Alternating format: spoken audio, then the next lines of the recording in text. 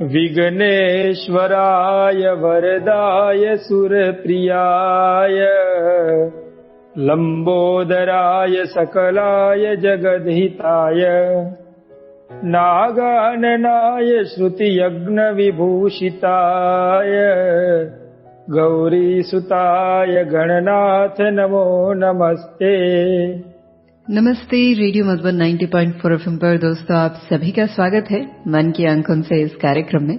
आप सोच रहे होंगे कि ये गणेश की वंदना चल रही है, हमने सही समय पे कार्यक्रम को ट्यून इन किया है। हाँ जी दोस्तों, सही समय पे आपने कार्यक्रम को ट्यून इन किया है। आज हमारे जो गेस्ट है नीलेश पटेल जी, उन्होंने आप सभी को इस गणेश की वंदना से स्वागत किया है और इस कार्यक्रम को भी हम इसी वंदना से शुरू कर रहे हैं।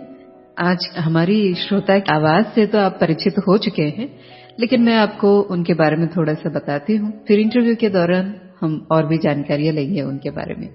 तो आप वर्तमान समय में नवरंगपुरा अहमदाबाद में एज अ टीचर आप स्कूल में बच्चों को पढ़ा रहे हैं। आप लैंग्वेजेस भी पढ़ाते हैं तो साइकोलॉजी भी पढ़ाते हैं।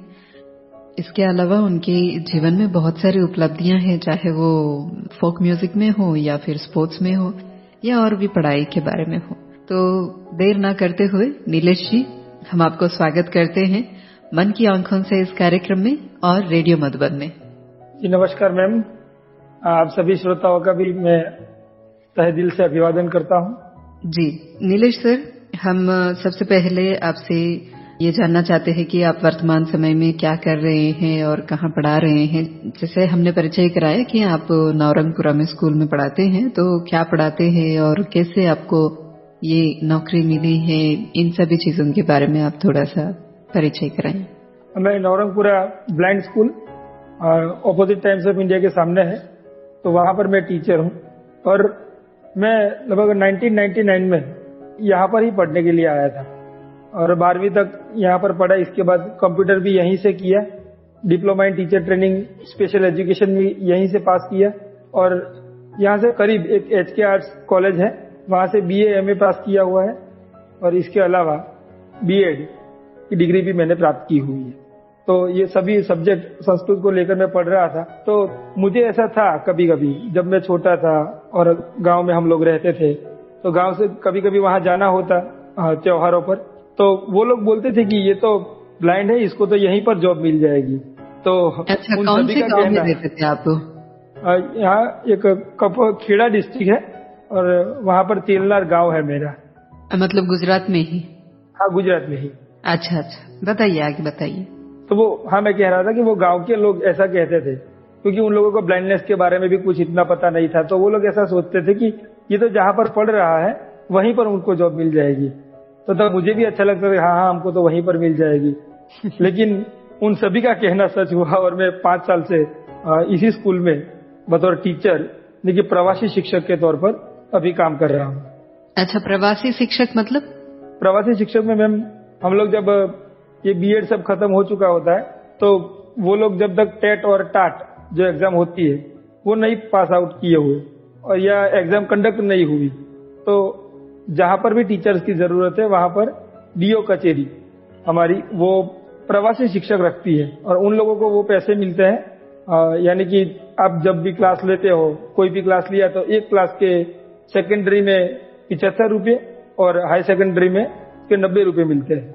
अभी कुछ बढ़ाया है कुछ दिनों पहले, लेकिन वो अभी इम्प्लीमेंट होना बाकी है और हमारी सैलरी फिर होगी ज्यादा।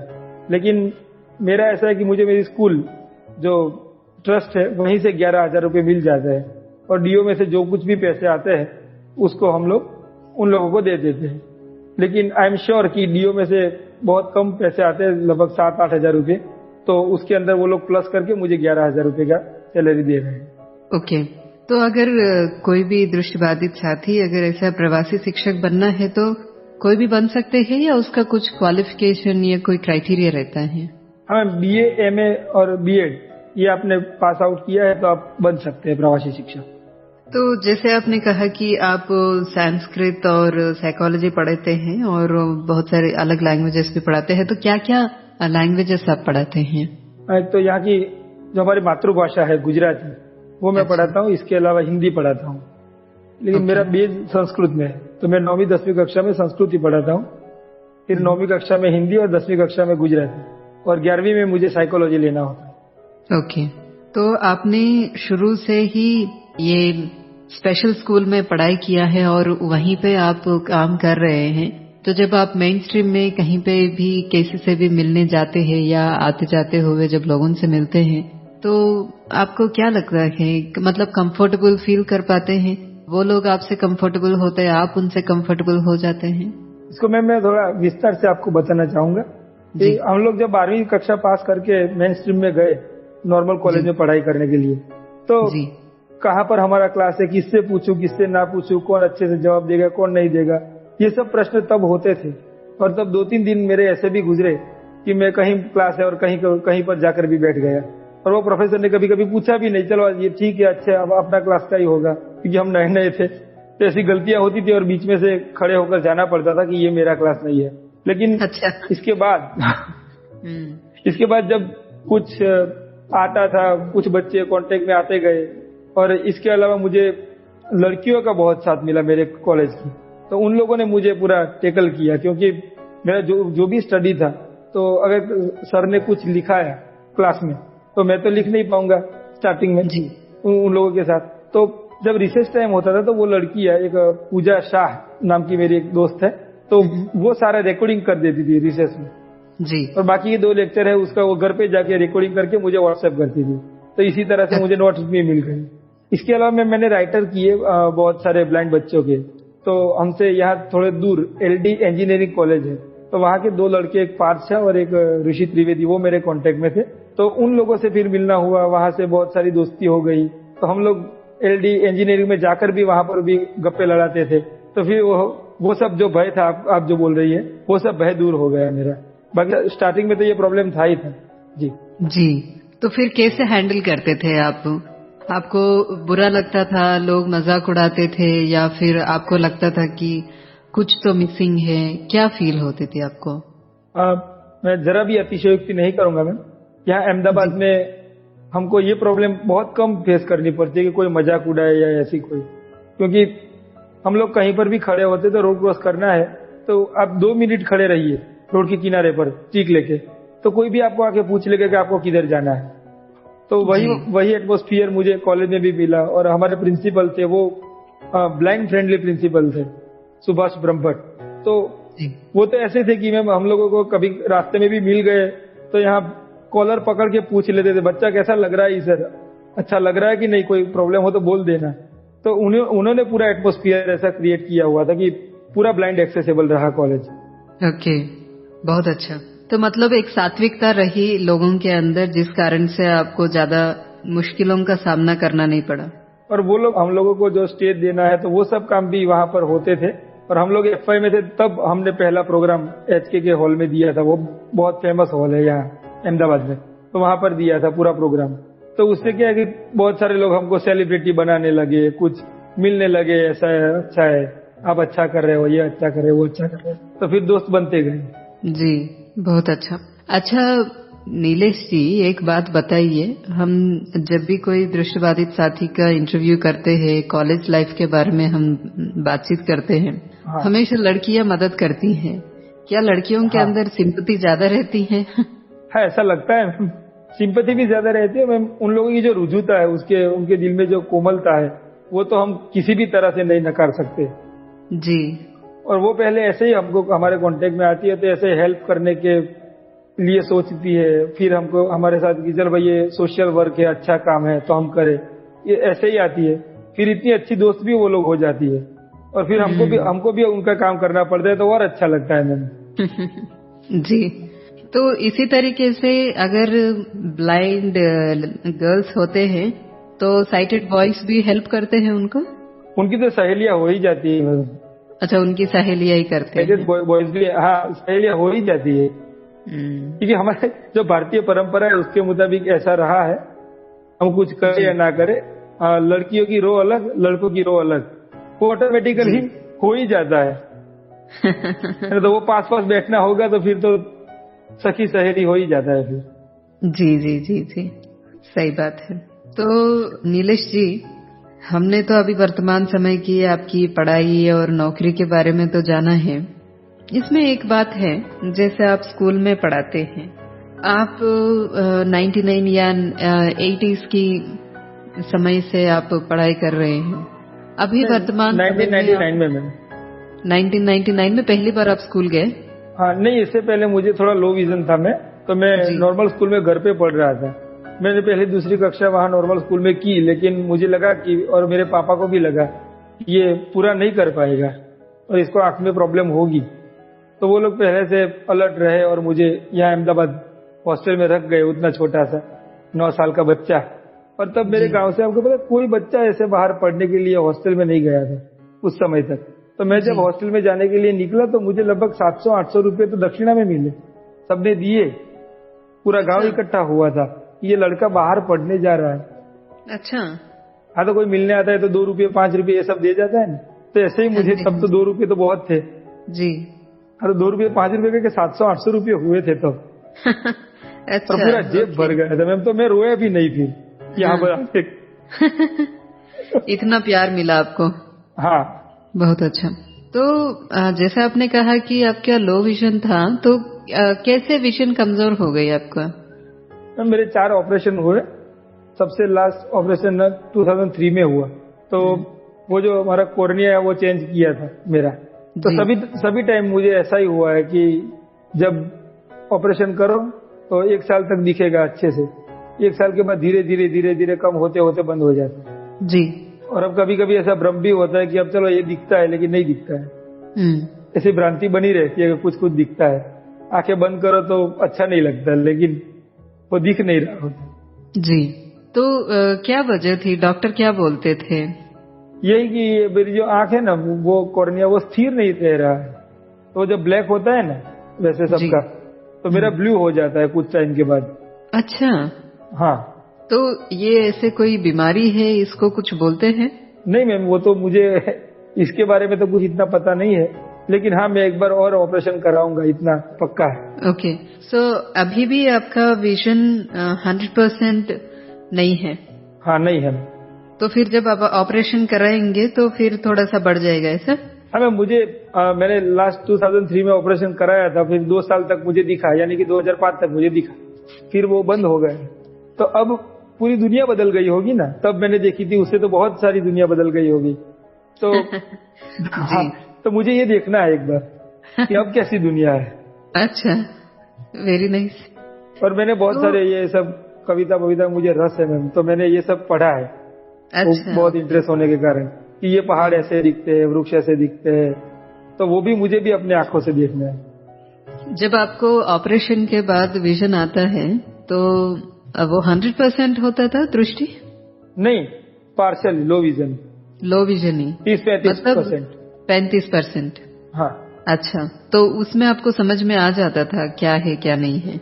हाँ मैम। तो कौन सी उम्र में आपका ये विजन का प्रॉब्लम शुरू हुआ? वैसे तो बाय बर्थ था मेरा, लेकिन जब ऑपरेशन कराए ना, तब तक मुझे कुछ ना कुछ दिखा है। ओके। तो जैसे आपका अभी ऑपरेशन होने से फिर विजन आता है, फिर कुछ समय के बाद चला जाता है, तो फिर क्या आपको दृष्टिबाधित कह सकते हैं, या फिर जब दृष्टि आती है तो आपको फिर दृष्टिबाधित नहीं कह सकते हैं? ऐसा क्या होता रहे उसमें? मैम, मेरा विजन आएगा तो सिर्फ एक ही आंख में आएगा, वो लेफ्ट वाली। राइट में नहीं आएगा। ओके।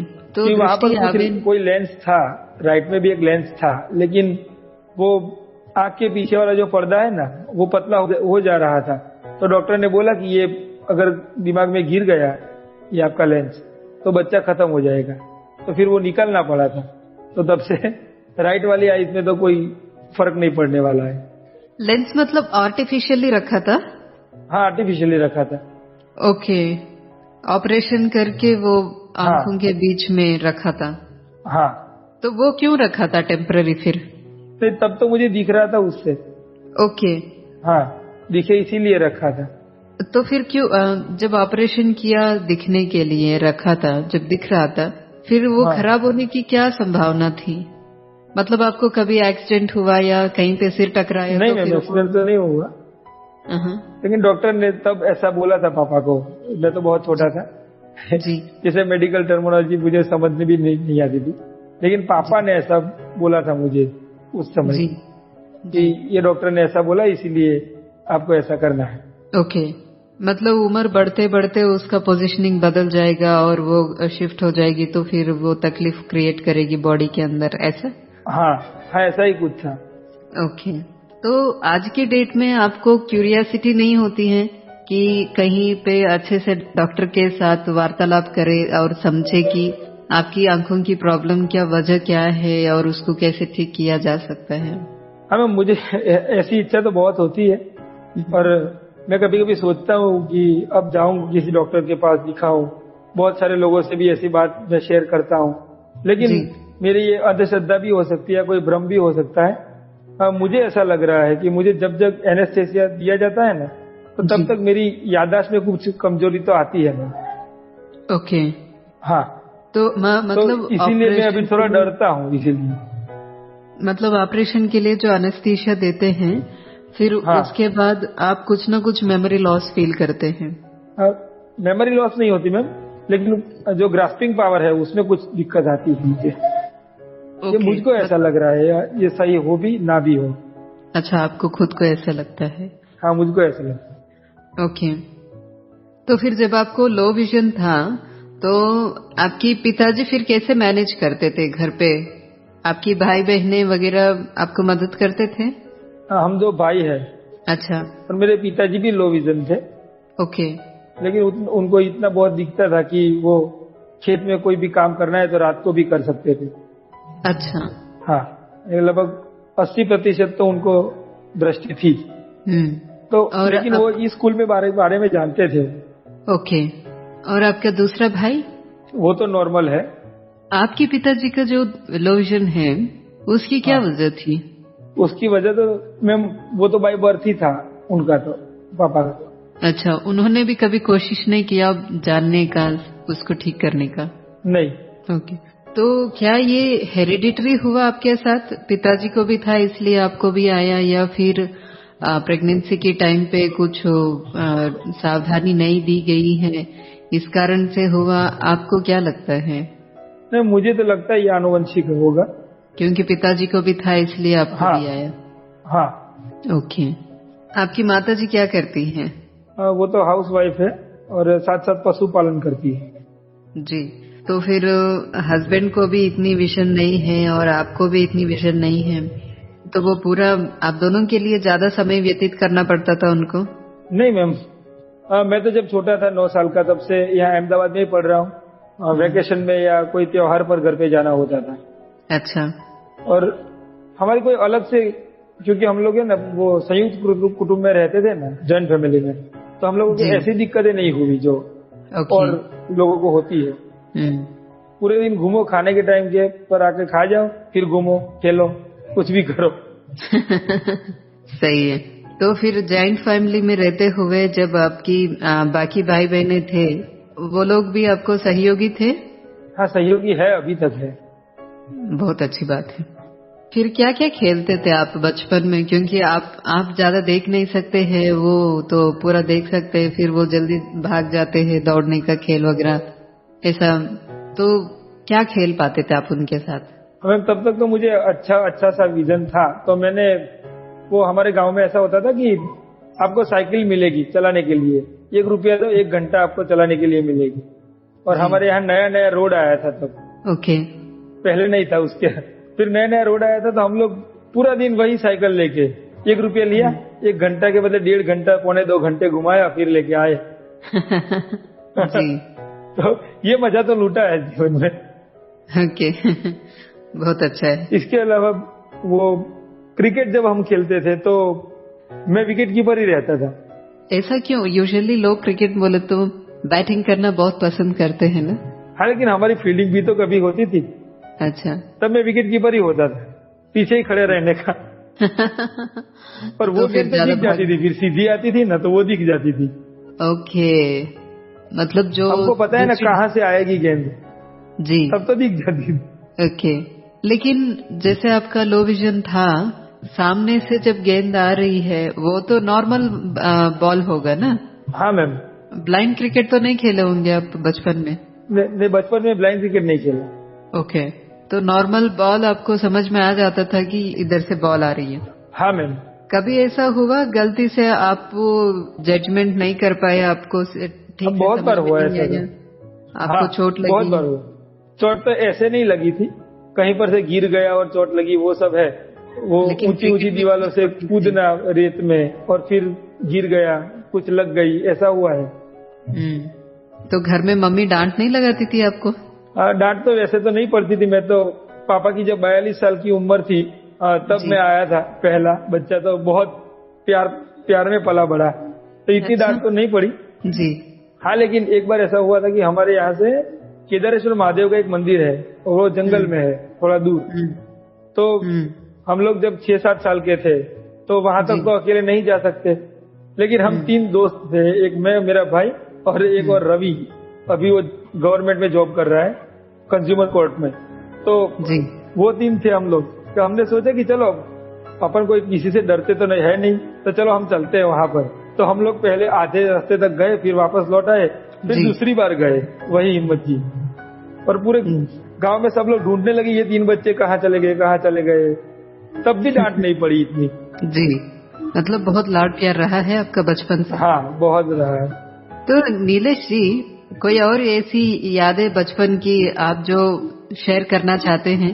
जैसे आप कह रहे हैं कि इतनी सालों में तो दुनिया बदल गई होगी, तो जब आपको आंखें आएंगे तो फिर सबसे पहले क्या देखना चाहेंगे आप? मुझे आंखें मिलती तो मैं सबसे पहले वो वाले दृश्य देखना चाहूंगा जो मैंने बहुत बार सोचा है और बहुत बार किसी ने मुझे वर्णन करके दिया हुआ है कि कोई दरिया में या दरिया में ही कोई नाव दूर दूर तक हो तो वो कैसी दिखती है जब सूरज ढलता है तब। एक ये दृश्य मुझे पसंद है। इसके अलावा एक मुझे ये देखना है कि पहाड़ पर बर्फ छाई है और हम लोग नीचे से देख रहे हैं तो वो पहाड़ कैसे दिखते हैं। और एक कांचनजंगा में मुझे देखने का बड़ी इच्छा है, कांचनजंगा देखने की। इसके बारे में मैंने पढ़ा ही है। कांचनजंगा की जो फॉरेस्ट रिजर्वायर है। हाँ, बहुत सुंदर। तो आप प्रकृति प्रेमी हैं? हाँ मैम, ये कालिदास ने सिखाया है प्रकृति से प्रेम करना। तो कालिदास जी का आपने क्या क्या पढ़ा है? वैसे मैंने मेघदूत थोड़ा बहुत पढ़ा है। इसके अलावा विक्रमोर्वशीयम, अभिज्ञान शाकुंतलम पढ़ा है, रघुवंशम थोड़ा बहुत पढ़ा है। अच्छा, हाँ, बहुत सुंदर। तो कुछ सुनाना चाहेंगे? संस्कृत में ही सुनाओ? चलेगा। तो एक सुभाषित है जी, और जो अन्योक्ति में है, चातक नाम के जो पक्षी है उसको संबोधित करते हुए कोई कवि ने कहा है, मुझे तो नाम तो अब तक नहीं पता है, शायद भर्तृहरि होंगे कि मैं उन्हीं की एक सुभाषित आपको सुनाना चाहूंगा। रे रे चातक सावधान मनसा मित्र क्षणम श्रूयताम बंभोदा बहवो वसन्ति गगने सर्वेऽपि नैव तादृशा केचिद् वृष्टिभिराद्रयन्ति अवनिम् गर्जन्ति केचिद् वृथा यं यं पश्यसि तस्य तस्य पुरतो मा ब्रूहि दिनं वचः। ये सुभाषित जी, इसका अर्थ भी समझाइए थोड़ा। हाँ जी, चातक पक्षी को रूपक बना के कवि कह रहा है कि हे चातक, तू सावधान होके मेरी ये बात सुन ले कि आकाश में बहुत सारे बादल है जी, सभी एक से नहीं है, कोई कोई बरस रहे हैं और कोई कोई मिथ्या गरज रहे हैं। तो तू जिस चीज को मिले उसको अपनी दरिद्रता मत बता, क्योंकि सब एक से नहीं होते हैं। जैसे बादल एक से नहीं होते वैसे इंसान एक से नहीं होते। कोई सिर्फ हेल्प करेगा या कोई सिर्फ बोलेगा कि मैं आपकी हेल्प कर दूंगा और कुछ नहीं करेगा, जैसे गरजता है। जी, ओके, बहुत सुंदर। मतलब ये जितने भी संस्कृत की श्लोकास होते हैं वो बहुत ही अर्थपूर्ण और कुछ न कुछ सीख देने वाले होते हैं। जी, बहुत अच्छा। तो नीलेश जी, आपने इतने सारे लैंग्वेजेस पढ़ाई किया, हिंदी, गुजराती, संस्कृत, और साइकोलॉजी पे रुचि क्यों गई आपको?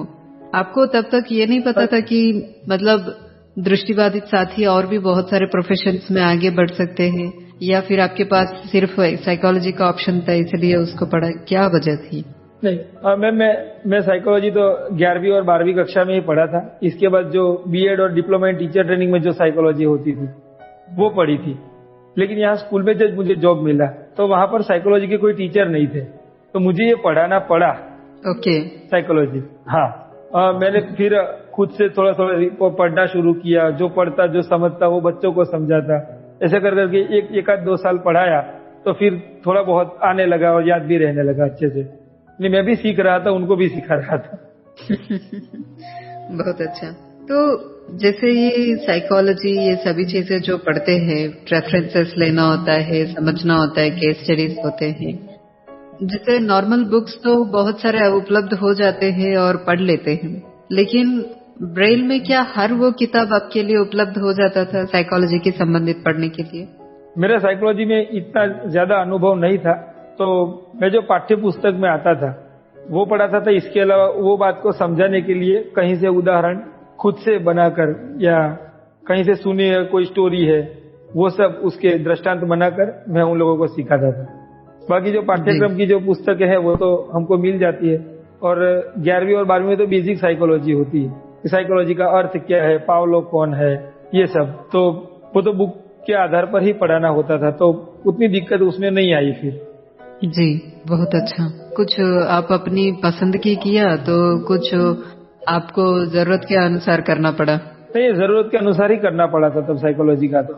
जी। तो वहां पर कोई टीचर था नहीं, और हम जो लेक्चर्स हमारे काउंट होते थे तो सर ने बोला कि ये साइकोलॉजी में कोई टीचर नहीं, अगर तू पढ़ा सकता है तो थोड़ा ट्राई करके देख। तो मैंने ट्राई किया और मुझसे बेसिक तो हो जाता था फिर जी। थोड़ा बहुत ये बीएड में और फाउंडेशन स्टडी में वो सब में पढ़े थे, तो इससे अच्छे से हुआ। अच्छा है। तो जब भी आपने साइकोलॉजी पढ़ा है और अभी पढ़ाते हैं, तो आपको ये सभी चीजें थोड़ा सा मदद करता है लोगों को समझने में? हमें लोगों को समझने में तो ये बहुत मदद करता है साइकोलॉजी वो। और मैं ऐसा मानता हूँ कि साइकोलॉजी हर किसी की अपनी अपनी होती है। जी। तो मुझे ज्यादातर बच्चों का जो बिहेवियर है और या बच्चे कैसे कुछ काम करेंगे, कैसे वो लोग आलसी हो जाएंगे, और आलसी हुए तो क्यों हुए, ये काम उन्होंने क्यों अच्छे से नहीं किया, वो सब मुझे अनुमान लगाने थे। और जब भी अनुमान लगाने पड़े तो तब मुझे ये साइकोलॉजी काम में आई। या उनको किसी काम के लिए प्रोत्साहित करना है, उनको आगे बढ़ाना है, तो उसके लिए मुझे साइकोलॉजी काम आई। तो इस तरीके से आप अपनी पढ़ाई को समझने और समझाने में इस्तेमाल करते हैं? जी। ओके, बहुत अच्छी बात है। तो हमने बहुत सारी बातें की हैं। नीलेश जी, आप कुछ गीत भी गाना चाहेंगे? आप देहात से है और गुजरात की गांव में तो बहुत सारे लोकगीत गाया जाता है जी। तो आप कुछ लोकगीत सुना सकते हैं? मैं ऐसा मानता हूँ कि मेरी आवाज हिंदी गीतों के लिए बनी ही नहीं है। अच्छा, कोई बात नहीं। अगर मैं हिंदी गाऊंगा तब भी गुजराती टोन आ जाए। अच्छा, तो गुजराती में ही गाइए, चलेगा जी। हमारी श्रोता गुजराती भी समझते हैं। अच्छा, एक यहाँ का लोकगीत है। जब बहू किसी कारण से चिढ़कर घर से निकल जाती है अपने मायके के लिए, और उसको कौन कौन लोग मनाने जाते हैं, वो नहीं मानती, फिर किससे मान जाती है, इस पर एक छोटा सा रोमांटिक लोकगीत है, तो वो मैं आपको सुनाऊंगा जी। कि मोरली तो हाली रंग रूसणे रे, कौन मनावा जाए रंग मोरली, ससुरा मनावा जाए रंग मोरली। फिर वो बहू कहेगी कि ससुरानी वारी हूँ तो नहीं रे वड़ू रे, हाँ होवे हूँ तो मारे मैयर जैश रंग मोरली, मोरली तो हाली रंग रूसणे रे। इसके बाद उसकी सास मनाने जाती है, फिर भी वो नहीं मानती, देवर देवरानी वो सब मनाने जाते हैं, नहीं मानती, और अंत में उसका पति उसे मनाने के लिए जाता है कि परण्यो मनावा जाए रंग मोरली। फिर बहू कहेगी कि परण्यानी वारी हूँ तो झट रे वड़ू रे, हाँ होवे हूँ तो मारे मैयर नहीं जाऊ रंग मोरली। तो फिर पूरा गीत ये सुखांत हो जाता है कि वो पति जब उसको कहता है कि नहीं तू वापस आ जा, तो वो आ जाती है फिर। तो इसी प्रकार का ये लोकगीत है। बहुत सुंदर। तो यहाँ पे मुरली मतलब वो बहू को कह रहे हैं? हाँ, बहू को मुरली का रूपक दिया हुआ है यहाँ पर। ऐसा क्यों? ये मुरली यानी कि बंसी, तो बंसी कान्हा को प्यारी थी, तो इसीलिए शायद इसको भी बंसी बना दिया कि वो भी इसके पति को प्यारी है। ओह, ओके। और वैसे मुरली की आवाज भी मधुर होती है और बहू की आवाज भी मधुर होती है। जी, तो उसी से शायद किया हो। जी जी जी जी, बहुत अच्छा।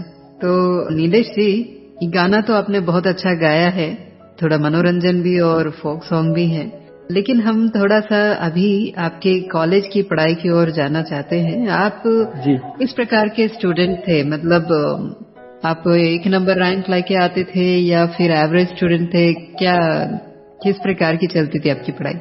ये भी ऐतिहासिक है मैम। 9वीं तक मैं बहुत एवरेज स्टूडेंट था, यानी एवरेज यानी बहुत कम पढ़ता था, या पढ़ने में रुचि भी बहुत कम थी। लेकिन जब 9वीं कक्षा में मैं आया और वहां से 10वीं कक्षा में आना हुआ, तब की मैं आपको बात करूंगा कि तब मेरे पापा एक डीवीडी प्लेयर लाए थे मेरे लिए पढ़ने के लिए। तो ये सब मोबाइल में इतना अच्छे से हम लोग नहीं एक्सेस कर पाते थे, तो वो डीवीडी प्लेयर में फिर वो यहाँ के एक कथाकार है मुरारी बापू, आपने नाम भी सुना होगा जी। हाँ, तो वो मुरारी बापू की कथा भी लेके आए साथ में सीडी। अच्छा। और वो कथा 2-3 बार मैंने सुनी। मैं इतना सारा भगवान में भी कुछ इतना नहीं मानता था, वो सब होगा भाई भगवान, वो सब ठीक अच्छा है, चलता है। लेकिन वो मैंने जब सुनी 2-3 बार ये कथा, तो फिर मुझे लगा कि यार ये संस्कृत में भी तो कुछ है। तो तब से मुझे थोड़ा बहुत इंटरेस्ट आने लगा ये संस्कृत में भी और पढ़ने में भी जी। और इसके बाद 10वीं में मेरा दूसरा नंबर आया।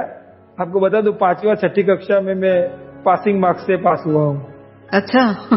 हाँ, यानी कि आप एक सब्जेक्ट में आप फेल हो जाते हैं तो फिर आपको धक्का मारते ना, ऊपर चढ़ाते हैं, हमारे ऐसा बोलते। तो ऐसे ही 5वीं 6ठी कक्षा मैंने पास की। अच्छा। 10वीं में मेरा 2nd नंबर आया था बोर्ड की एग्जाम में। 11वीं में भी मैं फर्स्ट आया, 12वीं में 2nd फिर आया। फिर जब कॉलेज में आया तब मुझे पढ़ने में इतनी रुचि होने लगी कि मैंने एक साथ 3 कोर्स किए थे FY में। यानी कि मैं मंडे टू सैटरडे कॉलेज में तो जाता ही था, इसके अलावा Monday to Friday computer class करता था ITI के 12 बजे के बाद। अच्छा। हमारा कॉलेज मॉर्निंग कॉलेज था। हाँ, और सैटरडे संडे जब होता था तो यहाँ गुजरात विद्यापीठ है, वहां पर स्पोकन संस्कृत के क्लास होते थे, तो मैं सैटरडे संडे वहीं पर चला जाता था शाम को। तो ये 3 कोर्स मैंने एक साथ किए, इतनी रुचि थी, और तीनों को मैं मैनेज कर पाया अच्छी तरह से। और तब से मुझे ऐसा लग रहा था कि मुझे कुछ भी करके अब पढ़ना ही होगा, क्योंकि अगर नहीं पढ़े तो यहाँ से गए, उतनी समझ तो कम से कम आ चुकी तब कि पढ़ना ही तो है। बाकी आई एम श्योर कि मैं अगर मुझे मैं आपके जैसे नॉर्मल ही होता तो मैं नहीं पढ़ा होता। अभी पापा का काम जो था खेती वाला वही कर रहा था, किसानी कर रहा होता। अच्छा, ऐसा क्यों? अरे तब मैं जब छोटा था तो 9वीं 10वीं कक्षा में था, तब तो मुझे पढ़ने में बहुत आलस है। ओके। जी। तब मैं सिर्फ म्यूजिक में थोड़ी बहुत रुचि रखता था, बाकी और कुछ नहीं। जी। ओके। तो फिर मेरी जर्नी शुरू हुई और FY में सेमेस्टर 1 में आए 64%, फिर 67 आए, फिर ऐसे ऐसे चलता ही गया और बढ़ते ही गए परसेंटेज। और लास्ट में मैंने जब TYBA खत्म किया सेमेस्टर 6, तो तब मुझे 78% मिले थे, और पूरे यूनिवर्सिटी में मेरा 7वां रैंक था आर्ट्स विभाग में। अच्छा, बहुत बढ़िया। हमारे एक सर थे मैम रविंद्र खांडवाला, वो HK में ही है, HOD है संस्कृत डिपार्टमेंट के। तो जब मैं TY में था तो वो मुझे बोल रहे थे हर बार, हर तीसरे चौथे दिन वो बोलते थे कि नीलेश गोल्ड मेडल की जिम्मेदारी आपकी है, ध्यान रखना। ओके, तो फिर आप गोल्ड मेडल जीते थे? नहीं, तब तो 7वां रैंक आया तो उन्हें तो गोल्ड मेडल ही लगा फिर तो। और वो कॉलेज का ही एक इंसिडेंट था कि मुझे एक काव्य प्रकाश नाम की जो अलंकार की बुक आती है, ये पूरा पुस्तक है, मम्मटाचार्य ने लिखा हुआ, तो वो पूरा पुस्तक मुझे ज्यादातर याद था। मैंने वो एग्जाम दिया तो मेरे 70 में से 12 मार्क्स आए। तो मैं वहां स्टाफ रूम में गया, सर को वो मार्कशीट दी जो प्रिंट आउट लिया था ऑनलाइन से, मार्कशीट दी, और फिर वहां पर खड़ा खड़ा रोने लगा। तो पूरा स्टाफ रूम मेरे पास इकट्ठा हो गया कि क्या हुआ क्या हुआ, और सबने बोला कि नहीं तू एक काम कर, रीचेकिंग में दे दे, तेरा हो जाएगा। तो फिर हो भी गया, मार्क्स बढ़ भी गए। लेकिन वही सीन 3 सेमेस्टर के बाद फिर आया कि जब TYBA में मेरे 78% आए और मैं वही स्टाफ रूम में खड़ा था और वही लोग मेरे आसपास इकट्ठे हुए थे और बधाइयां दे रहे थे। तो ये दो बातें मुझे बहुत अच्छी लगी फिर, कि इन्होंने ही साथ दिया था, यही खुश हो रहे हैं। जी, बहुत बढ़िया। तो ये पढ़ाई में ही आप आगे बढ़ते थे या फिर कॉलेज में और भी चीजों में भी आप इंटरेस्ट लेते थे? कॉलेज के एनुअल फंक्शन में मुझे 3 साल गोल्ड मेडल कॉलेज का तो मिला ही, 3 साल। जी। क्योंकि तब तो मैं कॉलेज में और अपने क्लास में फर्स्ट ही रहा हूँ। जी। तो तब मुझे ये तो मिले। और इसके अलावा मैं कभी कभी कॉलेज का कोई फंक्शन है और कुछ गाना बजाना है तो उसमें जुड़ जाता था। हालांकि मुझसे भी अच्छे उस्ताद वहां पर मौजूद थे म्यूजिक के तो जी, लेकिन कभी कभी कविता पठन करना है, ऐसा कुछ है तो मुझे चांस मिल जाता था फिर, क्योंकि मैं काव्य में रुचि रखता हूँ तो मुझे वो पढ़नी भी अच्छी लगती है कविताएं। बहुत सुंदर। तो किस प्रकार के काव्य पढ़ते थे आप? मुझे तो मैं गुजराती कविता में खुद लिखता भी हूँ। अच्छा। और हाँ, और कुछ मुशायरों में भी गया हूँ कविता पाठ करने के लिए। ओके। तो हमारी श्रोताओं को भी सुनाइए। तो एक बार हमारे यहाँ के एक लेखक है, नवल कथाकार है हरिंद्र दवे, तो उनकी एक नवल कथा थी कि माधव क्या ही नहीं, यानी कि माधव यानी कृष्ण कहीं पर भी नहीं है, ऐसी एक नवल कथा थी। और उसमें मैं वो नवल कथा जब पढ़ रहा था तब लगभग मैं FY या SY में होऊंगा, तो वो मैं नॉवेल पढ़ रहा था घर पे सुन के। तो एक बार पापा से बात कर रहा था तो पापा ने वैसे बातों बातों में कहा कि बेटा जो कुछ भी हम करते हैं अच्छा बुरा कर्म वो सब भगवान के पास लिखा पड़ा होता है, तो उनकी नोट में तो वो होता ही है। तो मैंने बोला कि पापा अब तो नोट नहीं होगी, अब तो भगवान भी कंप्यूटर लाए होंगे, ऐसे मजाक में ही बोला था। और फिर मुझसे कविता निकली उसी समय, और मैंने पूरा पौराणिक संदर्भ में, क्योंकि संस्कृत में तब पढ़ रहा था तो उसकी छाप या असर तो होने वाली थी, तो पौराणिक संदर्भ में कहा ये कविता बनाई थी कि एक बार नारद जी शिव जी को मिल गए और फिर उन्होंने बोला कि वैकुंठ के कोई न्यूज है, यानी कि विष्णु के कोई न्यूज है। तो फिर नारद ने शिव जी को समाचार दिए कि वो कंप्यूटर लाए हैं। तो इस पर मैंने एक कविता बनाई थी और बड़ी फेमस हुई थी मेरे वर्तुलों में भी, और जो मैं मुशायरे कर रहा था तो वो लोग फरमाइश कर रहे थे उसी कविता की। अच्छा। तो वो मैं गुजराती में आपको सुनाऊंगा। जी जी, जरूर जरूर। एक बार शिवजी ने नारदजी મળ્યા ને પૂછ્યું વૈકુંઠના ન્યૂઝ કઈ લાવ્યા। એક વાર શિવજી ને નારદજી મળ્યા ને પૂછ્યું વૈકુંઠના ન્યૂઝ કઈ લાવ્યા। तो नारद जी साष्टांग प्रणाम करी बोला कि कृष्ण जी कंप्यूटर लावे। पर इसमें मैंने बहुत सारे जो बन है वो तो मैं आपको नहीं सुना पाऊंगा, लेकिन एक चौथा बन है मुझे ये अच्छा लगता है और मैं आपको सुनाना चाहूंगा। इसमें ऐसा कि जो पूरा विश्व है उसके जो पॉपुलेशन है उसका उन्होंने सर्वे कराया गूगल के पास, और उसको मैंने गूगलेश्वर ऐसा नाम दिया था। तो विश्वनी वस्तीनो सर्वे कराव्यो एने गूगलेश्वर भगवान पासे ने रजत चंद्रक जोई आपणी पासे मनमा विचार्યું કંઈક ના थे કે અવતાર લેવો આ સગળું સુધારવા પણ લાવું ક્યાંથી જશોદાની માયા कृष्ण जी कंप्यूटर लाया। ऐसा एक बंद था, यानी कि वो गूगल से कैसे काम कर रहे हैं। सूर्य उसमें बहुत सारे रूपक मैंने बनाए थे, तो वो सूर्य की सेटिंग थी इंटरनेट के लिए, कभी आपकी बफरिंग नहीं हो सकती, कभी एरर नहीं आ सकती, नेट एरर जी, ऐसे कल्पना को तब किया था। बहुत अच्छा। इतनी क्रिएटिविटी, इतनी वर्सेटैलिटी है आपकी पर्सनालिटी में, इतनी भाषाएं बोलते हैं, और सिर्फ भाषाएं बात करना नहीं लेकिन हर एक भाषा में आप कविताएं लिखना, पढ़ना, बोलना, गीत है, छंद है, क्या कुछ छोटा ऐसा लगता है आपको? नहीं, बहुत सारा छूटा भी है। ये हाफ गर्लफ्रेंड जो पिक्चर आई थी ना, अच्छा, तो तब मुझे मेरी फ्रेंड, मैंने आपको पहले नाम दिया था पूजा जी, तो उन्होंने मुझे बोला था कि तू एक स्टोरी बुक लिख पूरी। अच्छा। तो मैंने कहा कि अच्छा, तो उसका शीर्षक क्या दूं? तो कि उन्होंने बोला कि अल्फाबेटिकल गर्लफ्रेंड, तो वो अब तक मैं नहीं लिख पाया। ये कैसा अल्फाबेटिकल गर्लफ्रेंड? यानी कि हम लोगों ने ये बुक के बारे में जब सोचा तो ऐसा सोचा था कि 26 स्टोरी लिखेंगे, 26। ओके। और 26 स्टोरीज में नाम होगी A से B से। तो एक स्टोरी में नाम है तो अल्पा, दूसरी में बीना, तीसरी में चंद्रिका, ये सब भी तो गर्लफ्रेंड हो सकती है। ओके। और जो लड़कियां हैं तो गर्लफ्रेंड सिर्फ एक ही रिलेशन के बारे में नहीं हो सकती है ना, तो बहुत सारे रिलेशन ऐसे होते हैं कि जहाँ वो गर्लफ्रेंड होती है और हम लोग उसके अलग अलग नजरिए से भी उन्हें देखते हैं। तो वो सब नजरिए हमको बयां करने थे कि कोई गर्लफ्रेंड आपको हेल्प करने के बहाने आपके कांटेक्ट में आई, फिर शादी हो गई, हो सकती है जी। तो ऐसे बहुत सारे प्लॉट भी हम लोगों ने सोचे थे कि किसी के साथ शादी नहीं हो पाई लेकिन पूरी जिंदगी तक वो कांटेक्ट में रही, अच्छे से रही और पूरे फैमिली में मिल गुल गई, ऐसी गल भी हो सकती है जी। तो ऐसे बहुत सारे प्लॉट मैं सब कह दूंगा तो कोई और लिख देगा। तो आप अपनी आइडिया की कॉपीराइट्स अपने पास रखना चाहते हैं। बहुत सुंदर, बहुत सुंदर। तो नीलेश जी, बातें करते करते हम अंतिम मोड़ तक पहुंचे हैं और बहुत सारी आज हमने नई नई बातें भी की, आपसे नई बातें भी सुनी हैं और पता नहीं चला कैसे वक्त भी आगे बढ़ चुका है। तो मैं शुरुआत में जो सवाल पूछना चाह रही थी मैं अभी आपसे पूछती हूँ। आप जब पढ़ाई कर रहे थे, अभी आप जो पढ़ा रहे हैं, स्टूडेंट्स के अंदर किस प्रकार का व्यत्यास देखते हैं आप, जो दृष्टिबाधित स्टूडेंट्स हैं? हम लोग जब पढ़ते थे तो हमारे पास टेक्नोलॉजी इतनी नहीं थी। हम लोग पढ़ रहे थे तब टेप रिकॉर्डर था, ब्रेल बुक्स थी और ज्यादा से ज्यादा ये डीवीडी प्लेयर आया था। इसके अलावा हमारे पास कुछ नहीं था। और अब जो स्टूडेंट है उन लोगों के पास कंप्यूटर है, अच्छे वाले जॉर्स वाले, अच्छे वाले टॉकबैक वाले फोन है। अभी अभी यहाँ गुजरात में तो आपको ऑर्बिट राइटर भी फ्री में मिलने शुरू हुए हैं। तो मैं ऐसा मानता हूँ कि अब ऑनलाइन लाइब्रेरीज भी है, तो इससे हम लोग बहुत सारा स्टडी अब कर सकते हैं जितना नॉर्मल लोग कर सकते हैं।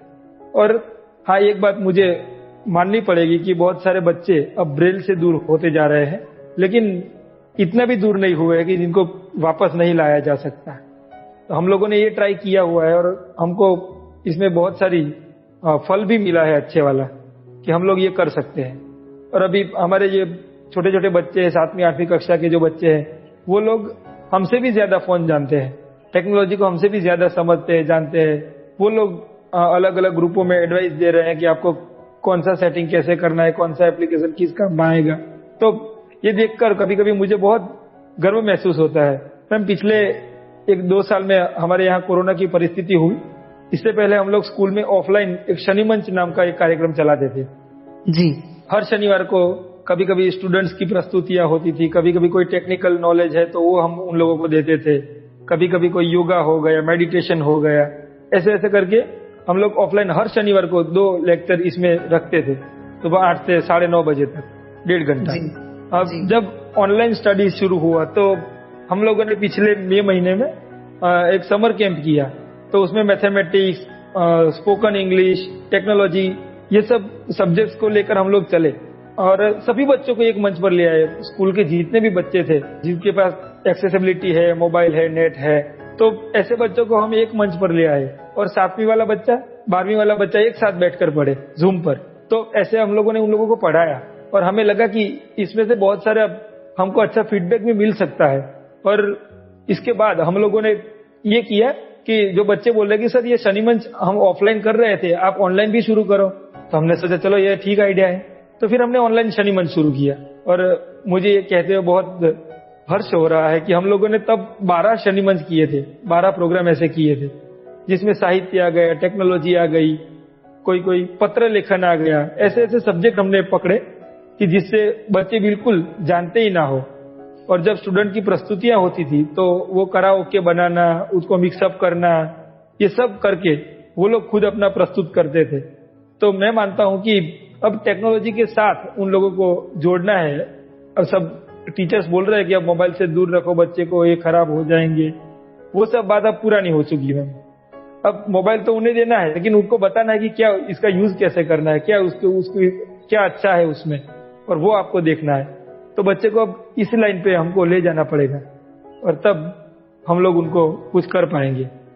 तो अब हम लोग इस मई महीने में भी वैदिक गणित का एक वेबिनार करने जा रहे हैं पूरे गुजरात भर में, कि वैदिक गणित से हम लोग स्पीड में कैलकुलेशन कर पाए। क्योंकि हमारे यहाँ गुजरात में हम 8वीं तक आप गणित पढ़ सकते हैं, इसके बाद नहीं। अच्छा। और जो कॉम्पिटिटिव एग्जाम आते हैं उसमें तो मैथ्स के तो आधा पेपर मैथ्स का होता है। ओके। तो हम लोग कैसे कर पाएंगे? तो इसके लिए हमको ऐसा है कि 40-45 सेकंड में कोई भी कैलकुलेशन है वो क्लियर हो जाए। इसके बारे में हम लोग सोच रहे थे, बहुत सारी टिप्स भी हमने ढूंढने का प्रयत्न भी किया। मैंने खुद भी 2 साल क्लासेस करके कुछ ना कुछ सीखा, समझा, और बच्चों को कैसे सिखाया जाता है ये मैंने समझा। लेकिन हम लोगों को लगा कि यार ये 30, 35 या 40 सेकंड में कोई कैलकुलेशन करना ये हमारे बूते की बात नहीं है। तब हमको एक सर मिले वैदिक गणित वाले, तो उन्होंने बोला कि वैदिक गणित में ऐसे सिद्धांत है कि जो आप किसी भी कैलकुलेटर या किसी भी पेन पार्टी का उपयोग किए बिना आप इसका यूज कर सकते हैं, वैदिक गणित का। तो हम लोगों ने सोचा चलो ये भी करके देख लेते हैं। तो हमने 1-2 उनके छोटे छोटे वैदिक गणित का परिचय के सेमिनार भी किए, और अब हम लोग ये करने जा रहे हैं कि वैदिक गणित को पूरा 1 महीना सिखाएंगे, वेकेशन टाइम में ही सिखाएंगे। तो सभी लोग, और हमारे स्कूल के अंदर ही नहीं, पूरे गुजरात में जो भी ब्लाइंड है जिसको भी जुड़ना है वो जुड़ सके, ऐसा प्लेटफॉर्म हम खड़ा करने जा रहे हैं। बहुत अच्छा नीलेश जी, ये जानकारियां बहुत अच्छी दी आपने, और ये जरूरी भी है। जब तक पता नहीं चलता है तो बहुत सारे लोग जुड़ भी नहीं पाते हैं। लेकिन हाँ। अंत में शो समाप्त होने से पहले आप श्रोताओं को क्या संदेश देना चाहते हैं? मैं संदेश तो क्या दूं, लेकिन मुझे इतना लगता है कि किसी को भी आप मिलो, पूर्व ग्रह को छोड़कर मिलो। जी, एक और सवाल है। अकेले चले थे वाले जी, एक और सवाल है। जैसे ये कार्यक्रम है मन की आंखों से, आपको जीवन में कब ऐसा महसूस हुआ कि ये जीवन मन की आंखों से देखने वाली चीज है, चाहे वो दृष्टि है या नहीं है? वो मैंने ओशो को जब सुना, अच्छा, तब मुझे ऐसा लगा। जी हाँ, क्योंकि जीवन जो बाहर दिख रहा है वो नहीं है, ऐसा तो हम लोगों ने वेदों में पढ़ा था, उपनिषदों में पढ़ा कि ये जीवन नहीं है, जीवन तो कोई और है, ध्यान में लग जाओ, ये सब। लेकिन ओशो को जब मैंने सुना तो मुझे ऐसा लगा कि नहीं, ये बंदा कुछ कह रहा है तो ये बात कुछ जचती है हमें। तो मुझे तब ऐसा लगा है कि जीवन इतना ही नहीं है जो हम देख रहे हैं, इसके अलावा भी कुछ है जो हम नहीं, जिसको हम इंद्रियों के पार जाकर भी कुछ है, ऐसा तब मुझे महसूस हुआ है। पर मन से तो हम लोग, वैसे मैं खुद इतना प्रिपेयर हूं कि कोई भी है तो मुझे ऐसा लगता है कि वो नहीं, वो मेरे पास ही है, बहुत सारे दिनों से उसका कांटेक्ट नहीं हुआ है, तब भी ऐसा लगता है। लेकिन मन की आंखों से भी उसकी अनुभूति तो हो ही सकती है। जैसे मेरी जो फियांसे है उससे मुझे मिलना नहीं हुआ, फिर 1.5-2 साल से मिलना नहीं हुआ, कि वो अलग हॉस्टल में है, मैं अलग हॉस्टल में हूँ, फिर भी ऐसा लगता है कि वो कभी कभी करीब है।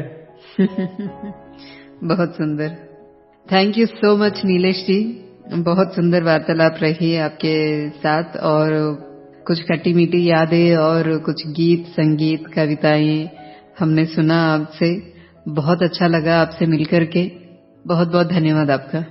आपका भी बहुत बहुत धन्यवाद, मुझे भी यहाँ पर प्लेटफॉर्म दिया आपने, ये पूरी टीम को मैं शुक्रिया अदा करता हूँ। Thank you. धन्यवाद आपका। दोस्तों, ये थे आज के हमारे मेहमान मन की आंखों से इस कार्यक्रम में, नीलेश पटेल जी।